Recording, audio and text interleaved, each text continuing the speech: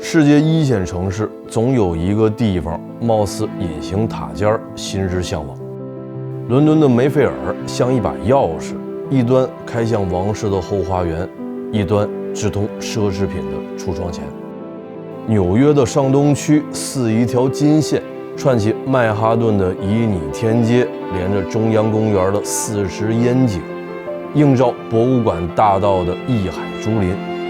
而北京也有同款的所在，它毗邻使馆区的安宁，咫尺三里屯的华彩，深藏于皇城根脉与帝都经纬之间。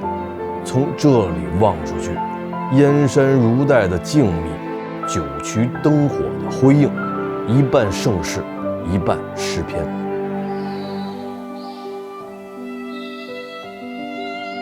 大家好，我是看得起豪宅的爱叔。今儿啊，为大家带来这套大平层，验资只要8位数就能看，身处北京东直门亮马河的源头，面积471个平方，4房2厅5卫，总价只要1个多亿4。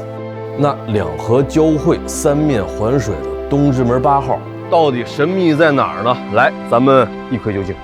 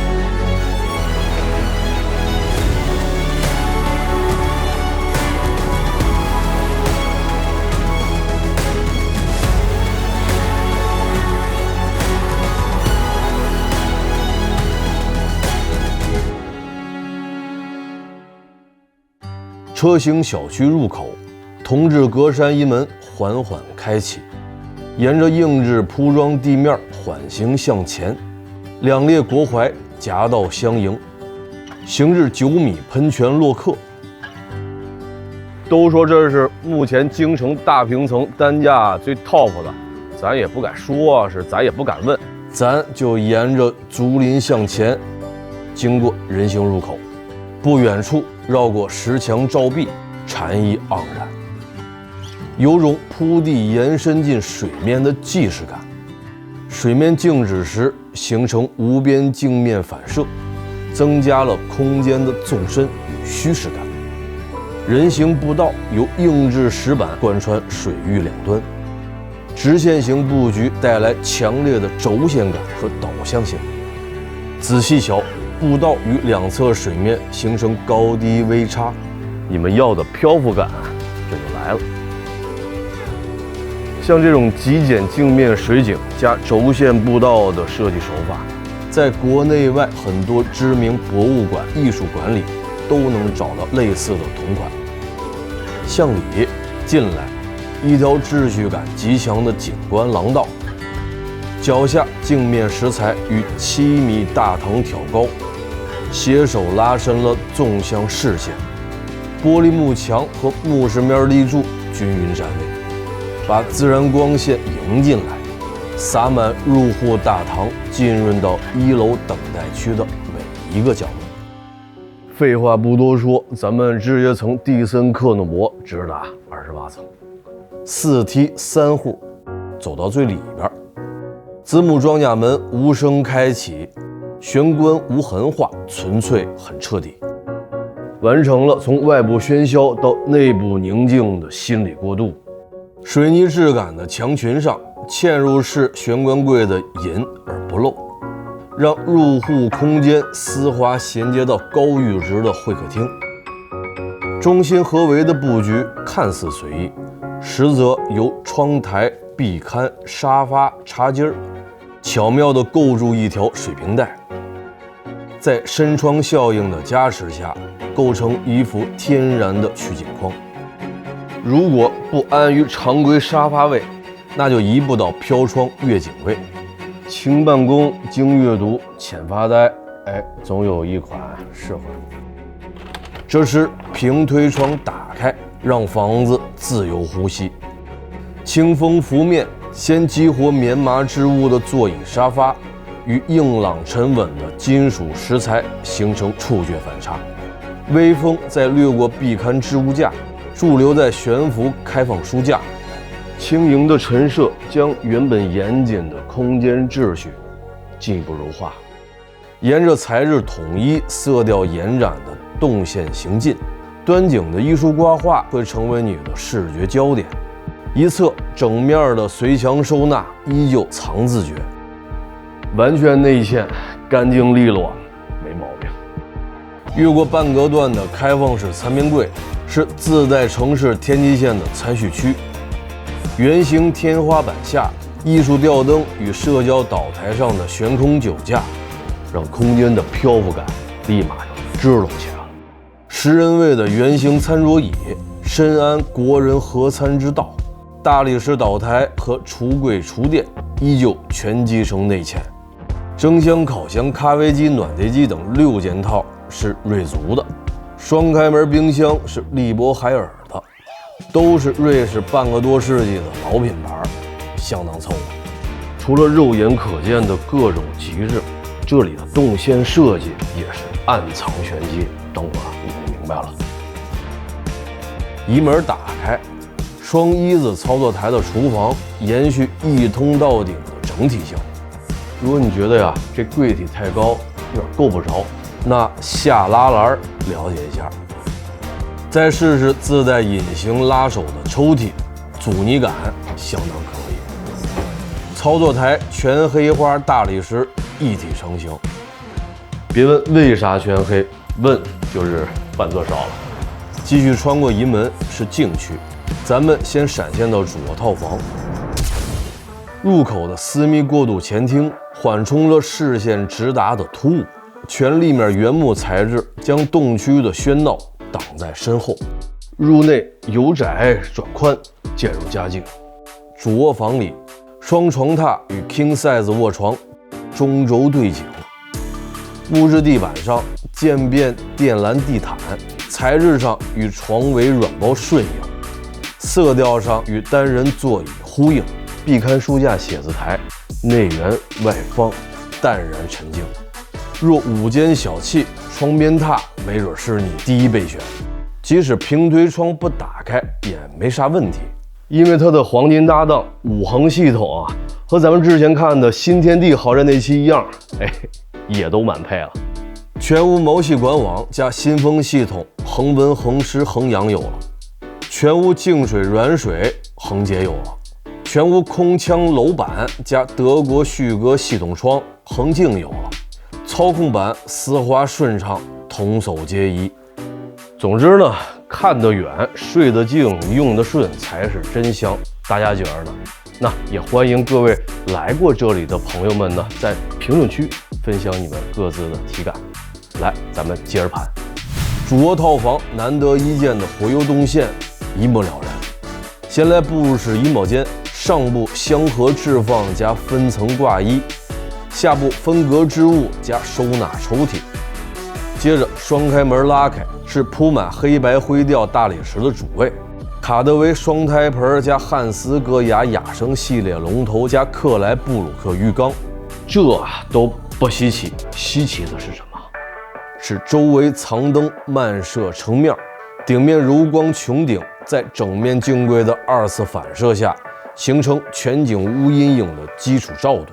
台面上2道纵向光柱稳定输出均匀面光，让你居家装造就不会下手过重。嵌入式射灯投射定向光源，合力营造软柔氛围。如厕区的洗墙光与竖向凹槽同频，塑造出发光的石材木帘。淋浴间个性定制的湿蒸装置，让你把 SPA 悄然搬进日常。这种光影打底、材质铺陈、香韵怡神的安排，是不是就相当凑合？剩下3间次卧套房简单搂一眼。朝南次卧，空间包裹感十足，画窗意境氛围可以，分区看似简单，实则精炼。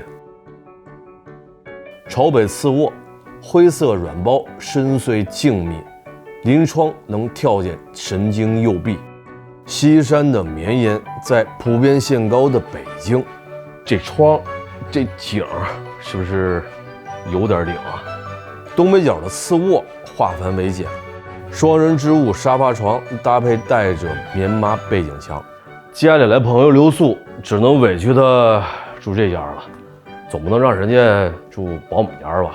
说到保姆家，同样是套房设计，操作空间一应俱全，瑞族上烘下洗，配置可以。步入式洗漱间干湿分离，全景单人卧房让保姆的独处也变得略微惬意。解锁刚才说的动线巧思设计，大家可以看到，次卧通餐厅和保姆入厨房是两条既交汇又独立的动线，互不打扰，这户型就很妙，谁住谁知道。我知道啊，你们一定会说家里朋友多，这10人位的餐桌它哪够呢？别急，安排。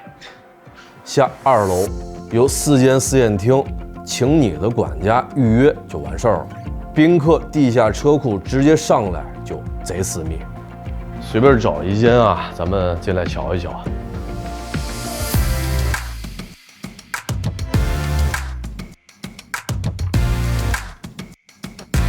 再走2步 ，K 歌切磋，一人主场，I人专场，任君选择。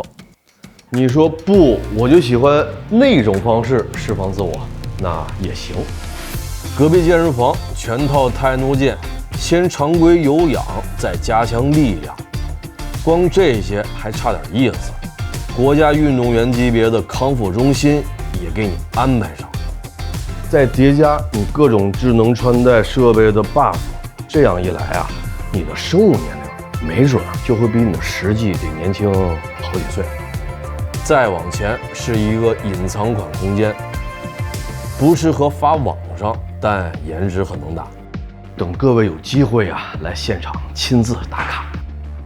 下1楼转过来是会所 SPA， 单人间私密，双人间随意，陪你一起来的朋友可以到隔壁。请造型师帮他重新设计设计。今儿的妆发可以吗？跟大家安利一下这位 King 老师啊。聊累了，尝一下这儿的招牌美味8号料理。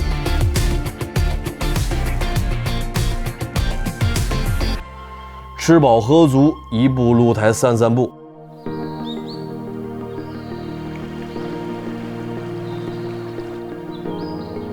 在小区里的水岸庭院溜达，不太是日常散步这么简单。对早就超过了饭后消食这种基础需求的你们来说，溜达的精髓在于得有驻足观景的休憩区，也得有亲朋闲叙的纳凉区。要想不被拆家，还得有大小神兽们日常放电的运动区。一动不如一静的朋友，也少不了你们疗愈身心的绿植种养区。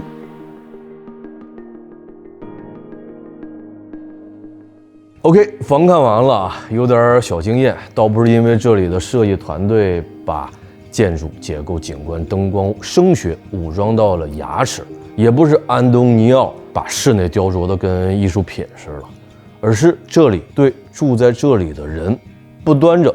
不卑不亢，照顾到了生活的方方面面，尤其舍得在健康生活方式上的投入。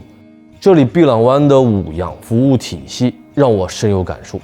随着年过不惑，我逐渐看到周围人的生命边界，也慢慢明白，真正的奢侈从来不是物质上的堆砌，而是能够掌握自己身心健康的自由。所以在跑得动、笑得开、睡得香方面，我这几年都投入了很多的精力。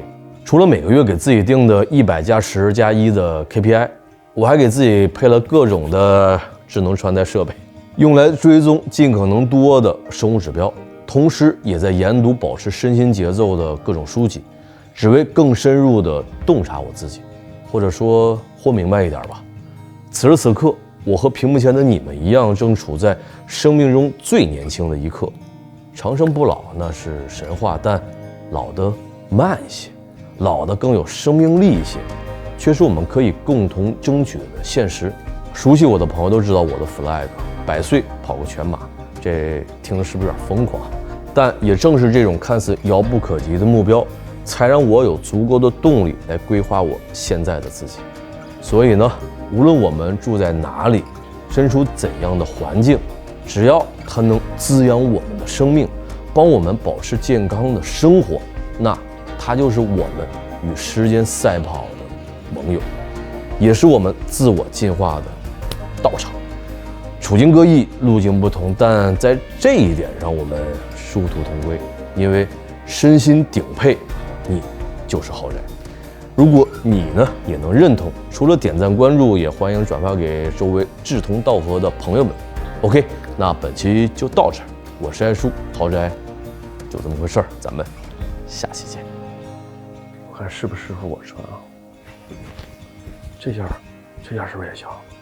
顺走吧，我觉得还凑合。啊，这件挺合身了，下次拍豪宅穿这身行吗？